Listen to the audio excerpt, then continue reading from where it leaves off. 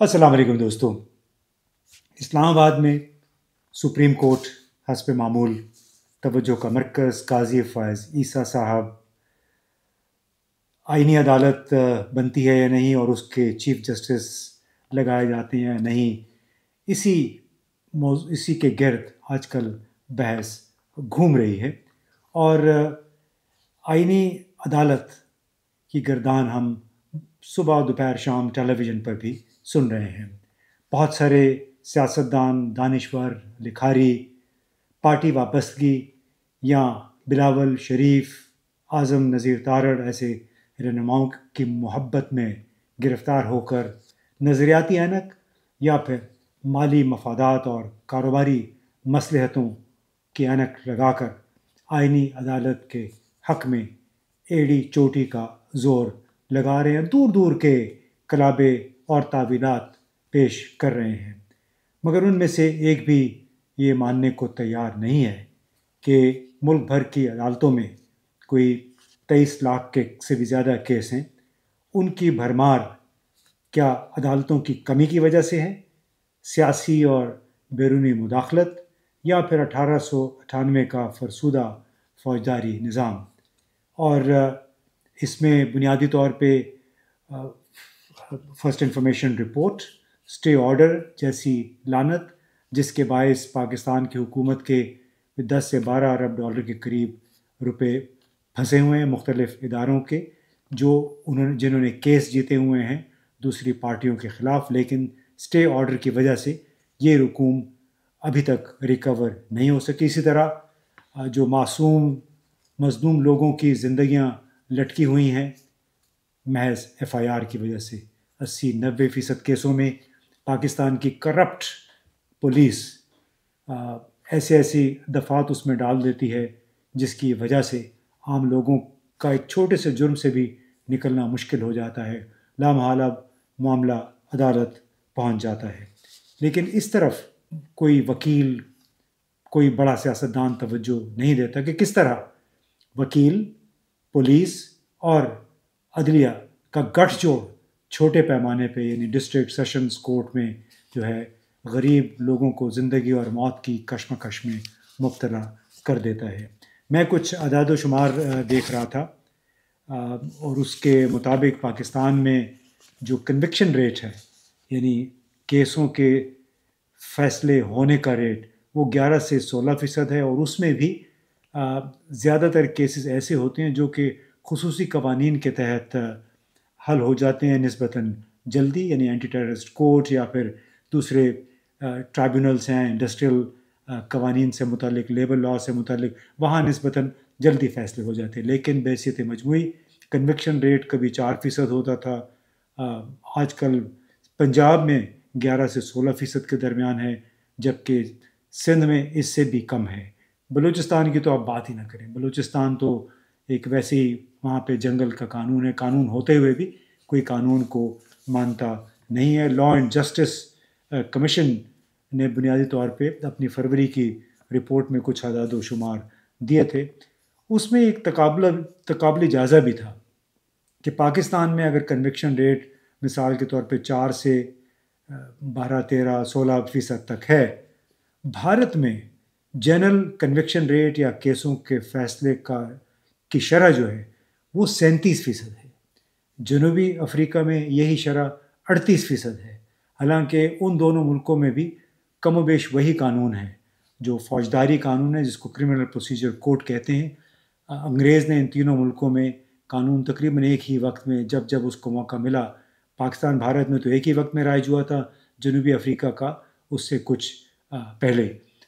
कवानीन एक है, लेकिन आप देखिए फ़र्क कितना ज़्यादा है कि पाकिस्तान में हर साल जो पेंडेंसी जिसको कहते हैं अदालतों में केसों में कोई तकरीबन 4% के हिसाब से इजाफा होता है, जबकि फ़ैसले जो हैं 4%, 5% जो आम कानून के तहत, खुसूसी कवानीन हम इसमें नहीं कह रहे हैं।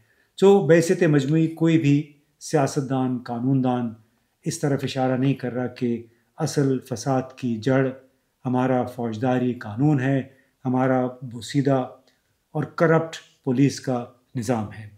अब इसी सूरत हाल में मैं देख रहा था ڈاکٹر پروفیسر احسن اقبال وفاقی وزیر ہیں. مجھے لگتا ہے کہ شاید انہیں بڑے پڑھے لکھے انسان ہیں, ہماری ان کے ساتھ اچھی دوستی بھی ہے میں کہوں گا, لیکن لگتا ہے کہ انہیں عمران فوبیا ہو گیا ہے, اور وہ اٹھتے بیٹھتے عمران خان کا ذکر کیے بغیر ان کی گفتگو مکمل نہیں ہوتی. ایک ٹی وی چینل پہ میں ان کی گفتگو سن رہا تھا, اور وہ بھی آئینی ترمیم کے حوالے سے, مجوزہ آئینی ترمیم کے حوالے سے آیا. اس میں فوجی عدالتیں یا فوجی عدالتوں میں سویلین پہ مقدمات چلانے کی اجازت ہوگی یا نہیں, تو انہوں نے وہی کہا کہ ڈیجیٹل دہشت گرد ہیں, دوسرے دہشت گرد ہیں.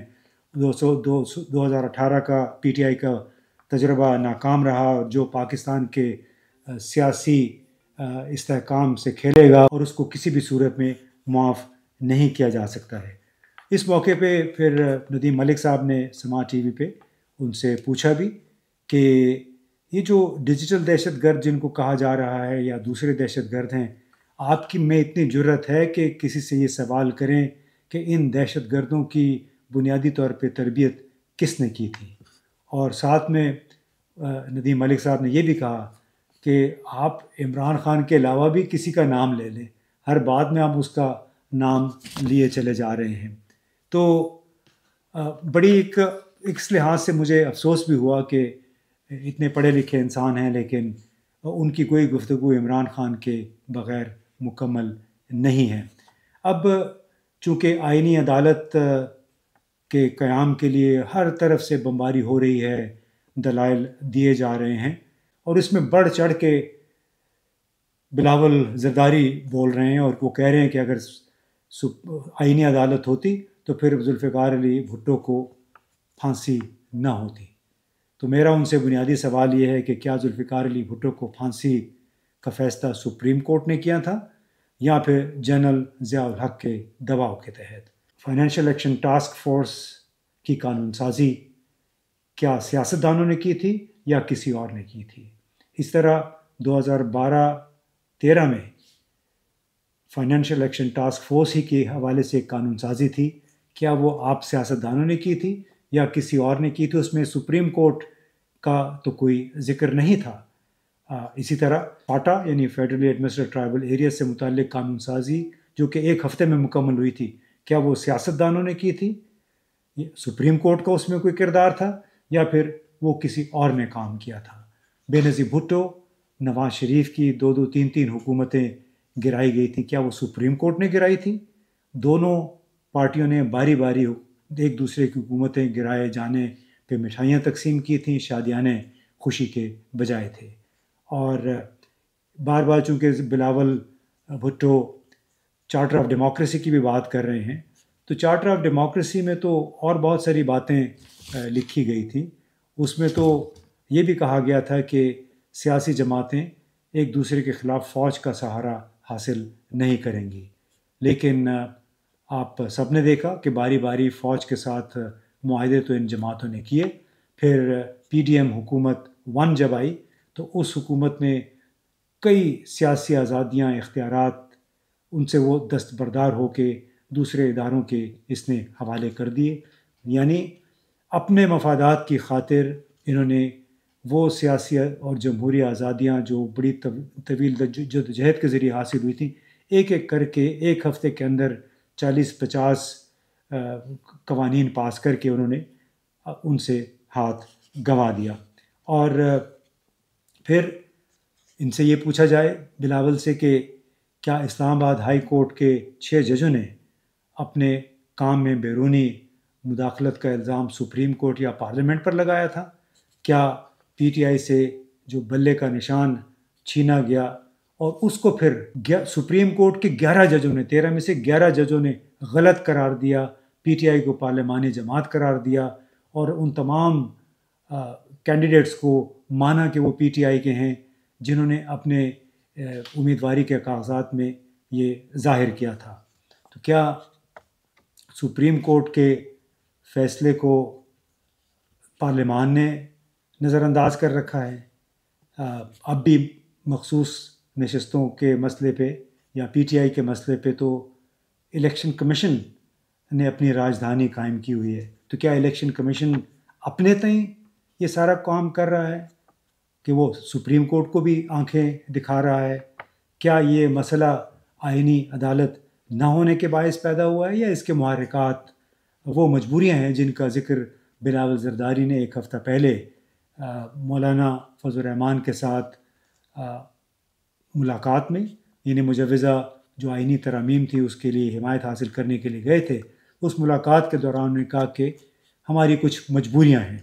ایک مجبوری تو ظاہر آرٹیکل 8 تھی، جس میں ہم بتایا جاتا ہے کہ فوجی عدالتوں کے قیام یا پھر سویلین کو فوجی عدالتوں میں پیش کیے جانے کے لیے کچھ کلازز داخل کی جا رہی تھی۔ تو یہ چند سوالات تھے جو میں بلاول زرداری سے اور ان لوگوں سے پوچھنا چاہ رہا تھا جو آئینی عدالت کی گردان جنہوں نے لگا رکھی ہے، اور وہ یہ کیوں نہیں بتاتے کہ ہماری عدالتوں میں کیسوں کے انبار آئینی عدالت کی وجہ سے نہیں ہیں، بلکہ اس بوسیدہ فرسودہ نظام کی وجہ سے جو انگریز سرکار نے یہاں پہ رائج کیا تھا، اور جس میں ہمارے سیاستدان، ہمارا بیوروکریٹ، ہماری پولیس، کوئی بھی اسٹیک ہولڈر اس میں تبدیلی نہیں چاہتا۔ تو میری گزارش ہے کہ جناب، آئینی عدالت ملک کی نہیں، وہ آپ کی مجبوری ہے۔ سب سیاستدانوں اور سویلین حکومتوں کو سپریم کورٹ نے نہیں گرایا، ان کی کردار کشی سپریم کورٹ نے نہیں کی ہے۔ ذوالفقار علی بھٹو کو پھانسی سپریم کورٹ نے جنرل ضیاء الحق کے دباؤ میں دی تھی، سپریم کورٹ نے اپنے تئیں یہ کام نہیں کیا تھا۔ آرٹیکل 8 میں مجوزہ جو ترامیم تھیں سویلین کے ٹرائلز کے سے متعلق، وہ آپ کی مجبوری ہے، آپ کی اس میں رضامندی نہیں ہے۔ آپ اگر ڈیموکریٹ ہیں تو آپ کھل کے بولیں، پھر سچ بولیں اور کھل کے بولیں۔ خدا کے لیے پاکستان کے عدالتی نظام کے مسائل اور اس کے اوپر حاوی قوتوں کو نظر انداز کرنے کی بجائے آپ محض اپنے سیاسی مخالفین کو رگڑا لگانے کے لیے اور کسی کی خوشنودی حاصل کرنے کے لیے وہ کام نہ کریں جس پہ تاریخ آپ کو کبھی بھی معاف نہیں کرے گی۔